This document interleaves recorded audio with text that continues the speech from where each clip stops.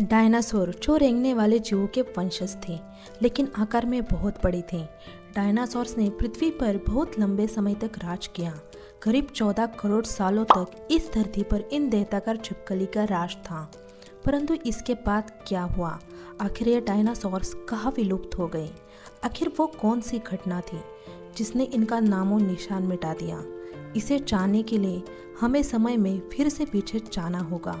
तो आइए चलते हैं आज से 6.5 करोड़ साल पीछे। आज से करीब 6.5 करोड़ साल पहले धरती का मौसम काफ़ी सुहाना था। चारों तरफ पेड़ पौधे, सूर्य की धूप, समुद्र से आती ठंडी ठंडी हवाएं और ये डायनासोर्स। परंतु यहाँ डायनासोर्स के अलावा एक और प्रजाति भी थी जो आकार में बहुत छोटी सी थी और ये आज के चूहे जैसी दिखती थी। असल मायनों में ये ही हमारे प्राचीन पूर्वज थे और आगे चलकर हम इन्हीं से विकसित होने वाले थे। ये थे मैमल्स यानी स्तनधारी जीव। आपकी जानकारी के लिए मैं बता दूं कि डायनासोर्स अंडे देते थे और मैमल्स अंडे नहीं देते थे।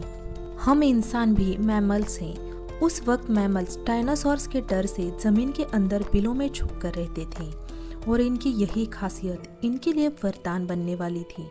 जब ये सारे जीव आराम से धरती में अपना जीवन बिता रहे थे, उस वक्त एक 10 किलोमीटर के डायमीटर वाला एक एस्ट्रॉयड सीधे धरती की ओर बढ़ रहा था। धरती के गुरुत्वाकर्षण फील्ड में घुसते ही इसका रफ्तार एकाएक और तेज हो गया। प्रति सेकंड के साथ साथ ये धरती के और करीब बढ़ता जा रहा था।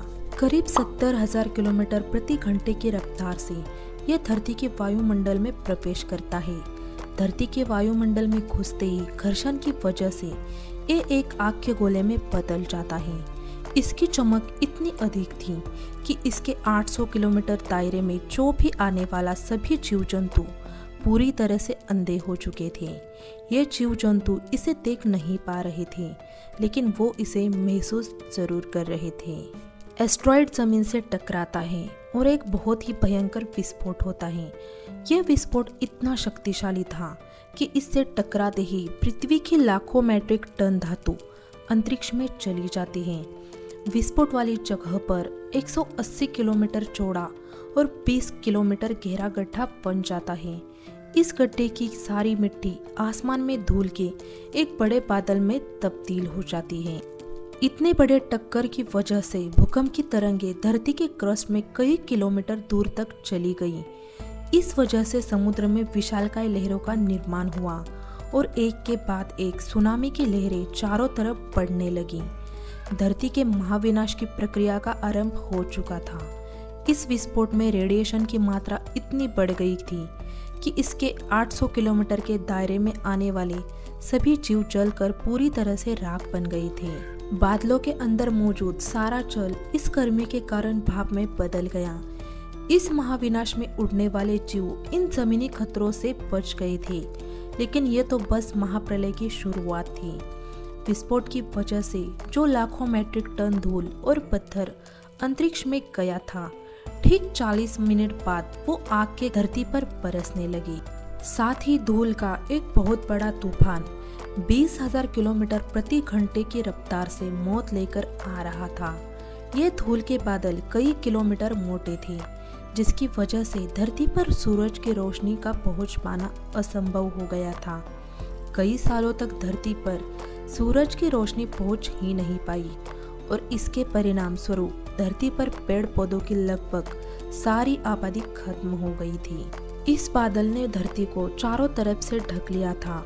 विस्फोट के 90 मिनट बाद धरती का तापमान 150 डिग्री सेल्सियस तक चला गया।